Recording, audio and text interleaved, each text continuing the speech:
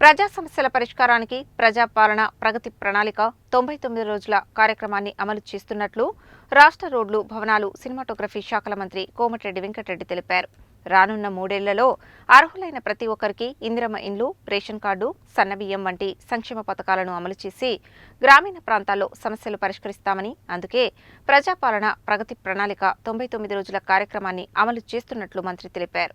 గురువారం ఆయన నల్గొండ జిల్లా తిప్పర్తి మండల కేంద్రంలో రైతు వేదిక ఆవరణలో నిర్వహించిన ప్రజాపాలన ప్రగతి ప్రణాళిక గ్రామసభకు ముఖ్య అతిథిగా హాజరయ్యారు.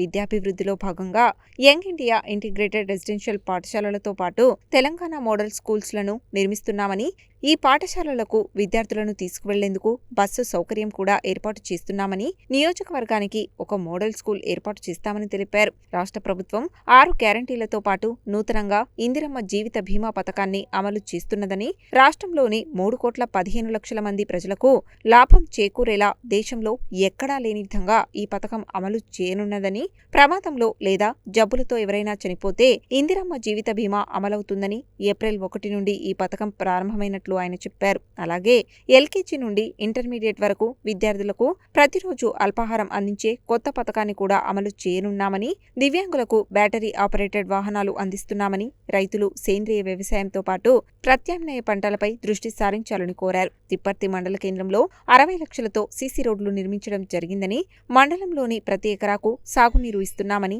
6 కోట్ల రూపాయలతో జూనియర్ కళాశాల మంజూరు చేశామని, 26 కోట్ల రూపాయలతో ప్రాథమిక వైద్య ఆరోగ్య కేంద్రాన్ని మంజూరు చేయడం జరిగిందని, ఇందుకు సంబంధించి జీవో త్వరలో రానున్నదని, 15 రోజుల్లో టెండర్లు పిలిచి అన్ని సేవలు అందించేలా పీహెచ్సీని తీర్చిదిద్దుతామని, అలాగే కనగల్లో సైతం పీహెచ్సీని మంజూరు చేసినట్లు చెప్పారు. మండలంలో గతంలో 100 మందికి డబుల్ బెడ్రూమ్ ఇండ్లు మంజూరు చేయడం జరిగిందని, నిధులు లేనందున మధ్యలో నిర్మాణాలు ఆగిపోయాయని, వాటికి నిధులు మంజూరు చేయిస్తామని, నెల రోజుల్లో గృహప్రవేశాలకు ఏర్పాటు చేయాలని కలెక్టర్ను ఆదేశించారు. 100 డబుల్ బెడ్రూమ్ ఇండ్ల గృహప్రవేశాల కోసం తన సొంతంగా ప్రతి ఇంటికి 20,000 రూపాయలు ఇస్తానని మంత్రి హామీ ఇచ్చారు. వీటితో పాటు ఇదివరకే 130 మందికి డబుల్ బెడ్రూమ్ ఇండ్లు ఇచ్చామన్నారు. మండలంలో గ్రామ సమాఖ్య భవనాలను నిర్మిస్తున్నామని, సీసీ రోడ్లు, డ్రైనేజీలతో పాటు సాగునీరు అందించే కాలువల మరమ్మతులకు 3.5 కోట్ల రూపాయలు వెచ్చించి లైనింగ్ చేపట్టామని, మండల కేంద్రంలో గ్రామ పంచాయతీ భవనం పాతబడిపోయినందున 70 లక్షల రూపాయల వ్యయంతో నూతన గ్రామ పంచాయతీ భవనాన్ని నిర్మించేందుకు స్థలాన్ని చూడాల్సిందిగా ఆయన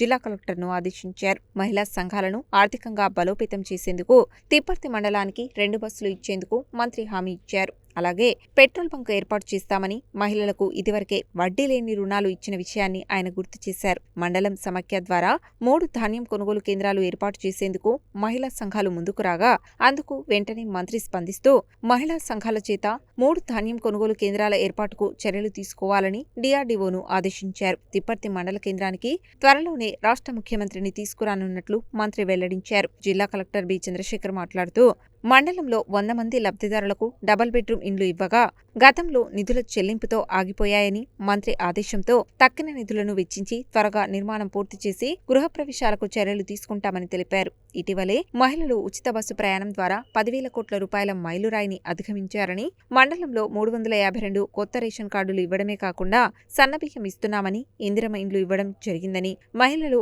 ఆర్థికంగా ఎదిగేందుకు ఇందిరా మహిళా శక్తి ద్వారా అనేక కార్యక్రమాలు అమలు చేస్తున్నామని, రైతులకు రైతు భరోసా నిధులను ఇటీవల ప్రభుత్వం అందించిందని, నూతనంగా ఎన్నికైన గ్రామ సర్పంచ్, ఉప సర్పంచ్, వార్డు సభ్యులు అధికారుల సమన్వయంతో గ్రామాల అభివృద్ధికి కృషి చేయాలని, స్థానికంగా సర్పంచుల వ్యవస్థ చాలా ముఖ్యమని అన్నారు. పేద కుటుంబాలకు అర్హులైన లబ్ధిదారులందరికీ ప్రభుత్వ లబ్ధి అందించేందుకు ప్రతి ఒక్కరూ కృషి చేయాలని కోరారు. సమావేశానికి అధ్యక్షత వహించిన గ్రామ సర్పంచ్ బద్దం రజిత సుధీర్ రాష్ట్ర ముఖ్యమంత్రి సందేశాన్ని చదివి వినిపించారు. ఈ సందర్భంగా రైతు భరోసా, రైతు బీమా, ఇందిరమ్మ ఇండ్లు, ఉచిత బస్సు, ఉచిత విద్యుత్తు, ఎల్పీజీ తదితర పథకాల కింద లబ్ధి పొందిన లబ్ధిదారులు వారు పొందిన లబ్ధిని తెలియజేస్తూ ప్రభుత్వానికి కృతజ్ఞతలు తెలియజేశారు. స్థానిక సంస్థల ఇన్ఛార్జ్ అదనపు collector Y Ashok Reddy, ZP CEO Premakaran Reddy, ఇతర జిల్లా అధికారులు తదితరులు ఈ కార్యక్రమానికి హాజరయ్యారు.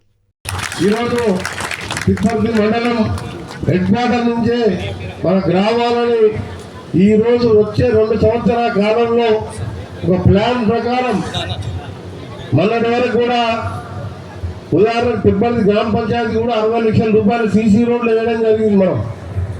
కానీ నా ఆలోచన ఏంటంటే ఇటు రైతులకు కాలువలు బాగు చేస్తూ లైనింగ్ చేస్తూ ప్రతి ఎకరానికి సాగునీరు ఇస్తూ మన తిప్పర్తి ప్రాపర్లో ఇప్పటికే పోయిన సంవత్సరం ఒక 6 కోట్ల రూపాయలతో గవర్నమెంట్ జూనియర్ కాలేజ్ శాంక్షన్ చేసుకొని తిప్పర్తిలో పిల్లలు 10th క్లాస్ పిల్లలు ఏంటంటే కొందరు పేదవాళ్ళు నల్గొండకు పంపించాలంటే పేదరికంలో చదువుకోలేక ఇక చదివిన సార్లే అని చెప్పి డ్రాప్ అవుట్ చేసుకొని 10th క్లాస్కే చదువులు బంద్ చేస్తున్నారు.